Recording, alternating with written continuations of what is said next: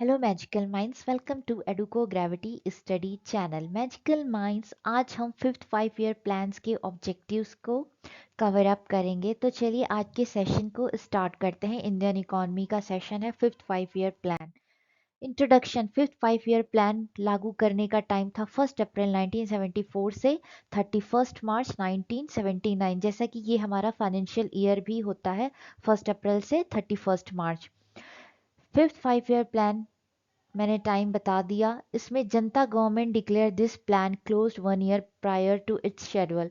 इसका ये है कि ये जो 5 साल का टाइम था, इसी टाइम में इंडिया में जनरल इलेक्शन हुए जिसमें जनता गवर्नमेंट फॉर्म हुई थी और उन्होंने इस प्लान को 1 साल पहले ही क्लोज कर दिया था। ओके, अब इस प्लान के कुछ इंपॉर्टेंट टॉपिक्स ये हैं कि इसमें भी फोकस किया गया था हमारा जो फिफ्थ 5 ईयर प्लान है, एम्प्लॉयमेंट जनरेशन, पॉवर्टी एलिवेशन, जिसको कहते हैं गरीबी हटाओ, and justice. Self reliance agriculture पे फोकस किया गया। डिफेंस सेक्टर में फोकस किया गया कि अब इसमें भी ज़्यादा से ज़्यादा इन्वेस्टमेंट करना है और अपने खुद के हमें अपने डिफेंस सेक्टर को मजबूत करना है, क्योंकि ऑलरेडी इंडिया ने 3-4 वॉर कर चुके थे जिसकी वजह से इंडियन इकोनॉमी को बहुत नुकसान झेलना पड़ा था। ठीक, अब इसीलिए कोई फ्यूचर में अगर ऐसा वॉर हो तो हमें दूसरे स्टेट पे ना डिपेंड होके हमें खुद से ही अपने को इतना सेल्फ रिलायंस, इतना ताकतवर बनाना है कि हमें जो डिफेंस के वेपन्स होते हैं, आर्टलरीज होती हैं, वो कहीं और से ना मंगाने पड़े, हमारे खुद के ही स्टेट के हों। ये फोकस था। लेकिन 1978 में जब जनरल इलेक्शन हुआ तो मोरारजी देसाई की गवर्नमेंट, जनता गवर्नमेंट फॉर्म हुई और उन्होंने इस प्लान को रिजेक्ट कर दिया था। ठीक, फिर उसके बाद वो अपना नया प्लान लाए, उसको हम सिक्स्थ 5 ईयर प्लान में कवर करेंगे। अब देखिए इसके कुछ पॉइंट्स ये हैं कि 1975 में इसमें इलेक्ट्रिसिटी सप्लाई एक्ट लाया गया, जिसका मेन मोटो ये था कि जो सेंट्रल गवर्नमेंट थी वो खुद एंटर करी पावर जनरेशन और ट्रांसमिशन में।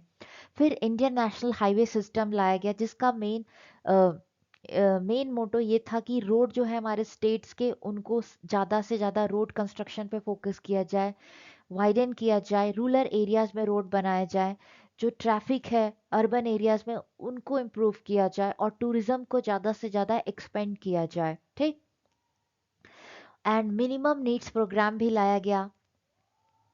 इसका ये ऑब्जेक्टिव ये था कि जो सर्टन बेसिक मिनिमम नीड्स हैं लोगों के, वो उनको सही टाइम पे सही मूल्य पे उपलब्ध कराया जाए, यानी कि अवेलेबल कराया जाए, जिसकी वजह से लिविंग स्टैंडर्ड जो है सिटीजन्स का वो थोड़ा सही हो सके। इसको प्रिपेयर किसने किया था? डीपी धर जी ने।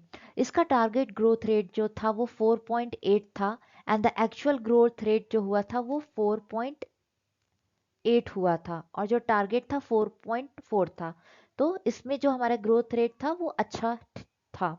चलिए अब इसके ऑब्जेक्टिव्स की बात करते हैं। जो हमारा मेन ऑब्जेक्टिव था इसमें भी था कि जो जनरल ग्रोथ रेट है उसे 5 पॉइंट पर एनम करना है, लेकिन टारगेट क्या था? 5.4 था इन नेशनल इनकम में। तो ये इसका एक पॉइंट हो गया। दूसरा पॉइंट था कि प्रोडक्टिविटी एम्प्लॉयमेंट का एक्सपेंड करना है, कि जो भी हमारे एम्प्लॉयमेंट है, जैसे कि मान लीजिए हमारा लेबर क्लास है, तो हमें ज़्यादा से ज़्यादा इंफ्रास्ट्रक्चर पे इन्वेस्टमेंट करेंगे तभी तो उन्हें जाके रोज़गार मिलेगा। तो वही हमारी जो एम्प्लॉयमेंट, हमारा जो एम्प्लॉयमेंट सेक्शन है, उसको इतना अच्छा प्रोडक्टिव बनाना कि वो और ज़्यादा से ज़्यादा एक्सपेंड हो सके और उनको ज़्यादा से ज़्यादा इनकम जनरेट हो सके। सोशल वेलफेयर प्रोग्राम्स को ज़्यादा से ज़्यादा बढ़ाया गया। ठीक, जैसे गांव गांव में हेल्थ के ऊपर, विमेन हेल्थ के ऊपर, बच्चों के हेल्थ के ऊपर, प्राइमरी स्कूल्स, ये सारी चीज़ों को इसमें इंक्लूड करते हैं। National programme minimum needs in which primary education, drinking water, medical facility, हाँ, रूरल एरियाज में nourishing food, land for the landless labours के लिए किए गए, ये सारी चीज़ों को इसमें एक ये आपका मोटो था।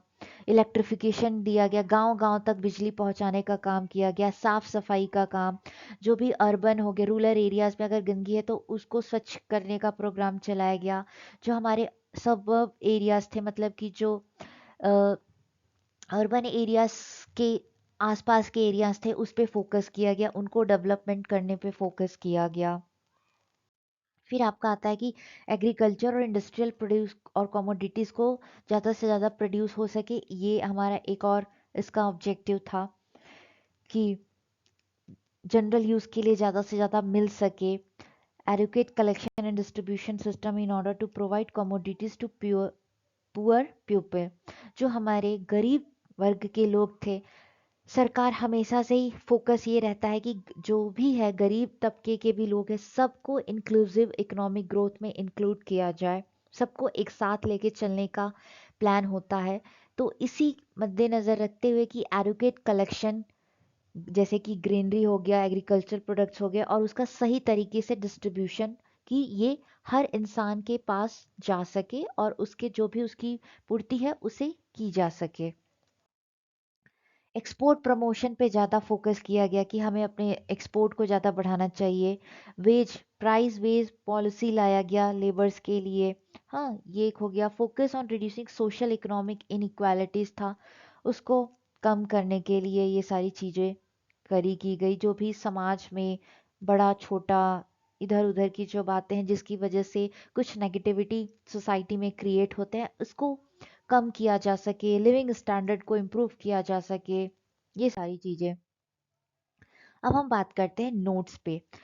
Minimum need programme was introduce, जैसे कि मैंने पहले भी बताया कि फिफ्थ 5 ईयर प्लान में इंट्रोड्यूस किया गया। ऑब्जेक्टिव ये था कि बेसिक जो भी हमारे मिनिमम नीड्स होते हैं ना, बेसिक नीड्स, एजुकेशन, पानी, सड़क, बिजली, ये सारी चीज़ों को सही किया जाए, इम्प्रूव किया जाए, जिसकी वजह से हमारे जितने भी नागरिक हैं उनको सही लिविंग स्टैंडर्ड मिल सके, ये सारी चीज़ें दी जा सके। जैसे कि मैंने बताया, डीपी धर जी ने इस प्रोग्राम को तैयार किया था। ग्रोथ रेट जो था 4.4 और जो एक्चुअल ग्रोथ रेट हुआ था वो था 4.82। तो ये तो था हमारा फिफ्थ 5 ईयर प्लान और उससे रिलेटेड उसके ऑब्जेक्टिव्स। होप आपको समझ में आया होगा। छोटा ही था, ज़्यादा बड़ा नहीं था। और उसके कुछ important notes. Exam point of view से देखा जाए तो एग्ज़ाम पॉइंट ऑफ व्यू से ये पूछ सकता है कि ये जो प्लान है किस इकोनॉमिक्स ने तैयार किया गया था। कभी कभी ज़्यादा क्वेश्चन तो वैसे first second third annual plan से आते हैं, +3 एनुअल प्लान जो वो प्लानिंग हॉलीडे होता है उससे पूछे जाते हैं। तो होप आपको समझ में आया होगा। मिलते हैं अगले सेशन में, तब तक के लिए थैंक यू एंड जय हिंद।